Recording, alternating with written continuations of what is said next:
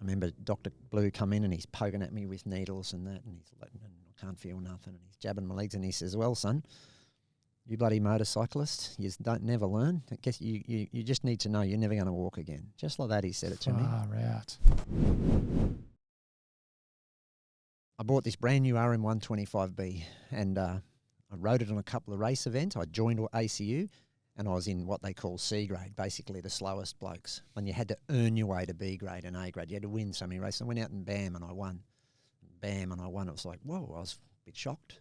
You know, I mean, I felt like I could ride the bike, but once I had a new one, I really could. And then I went to a track called Conondale in late in 77. I think I just turned 18.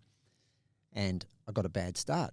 And I was really good off the start. I could, in motocross, the trick is the whole shot. First guy into the first corner, you got the race half done. As long as you can hang on, you've got it done. Right. So I could go bam and pull that corner. There was something, I had good reflexes. I don't know what it was, but I could nearly always pull that first corner. And on this day, I didn't.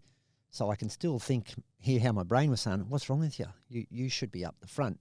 What are you doing wrong?" And so the brain discoupled from the throttle hand a little bit, and I went a bit too hard. And I went over this big peaking jump way too fast. And I went up, and the ground went down. And as I went up and the ground went down, I quickly saw how far from the ground I was.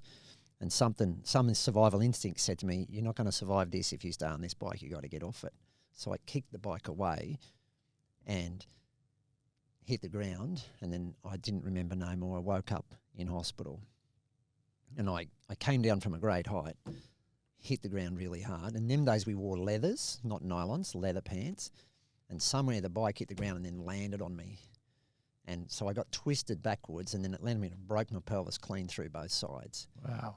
And when I woke up, they'd cut my leathers off me, and I couldn't feel my legs. And I'm lying in the hospital, the Royal Brisbane Hospital, just here.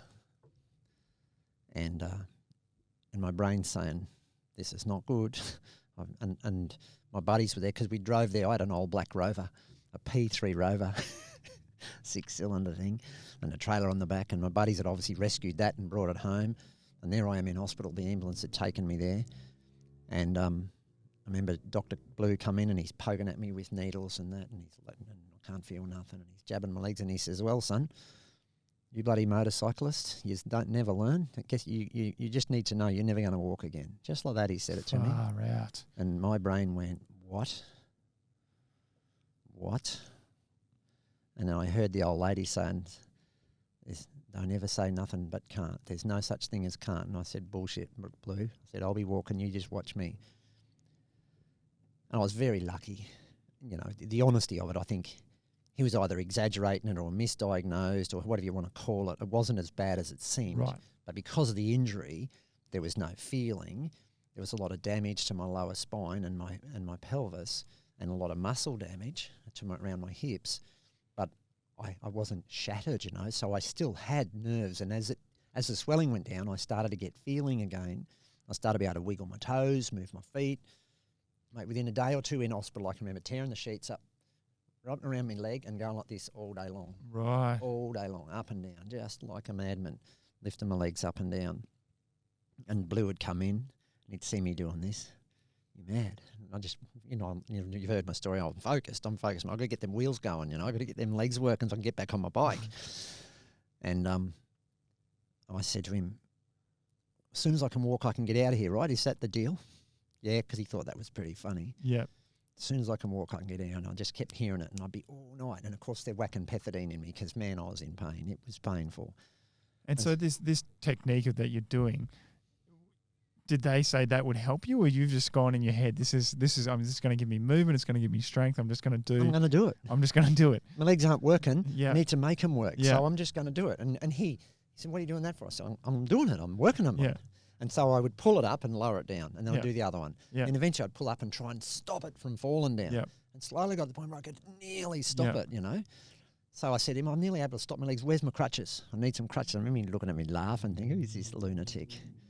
And sure enough, somehow I swindled the girls or something. I've got some crutches.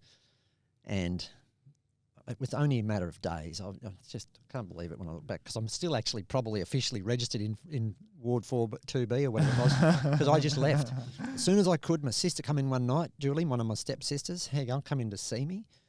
I said, "Blue said, as soon as I can walk on these crutches, I can go. Let's go." Yep. And off we went. We got out of the ward as quick as I could. I got halfway down the hall and I had to stop. I was dizzy and I was going to faint, and I'm thinking I should go back. No, I'm out of here. I'm out. I was just so determined I'm going home.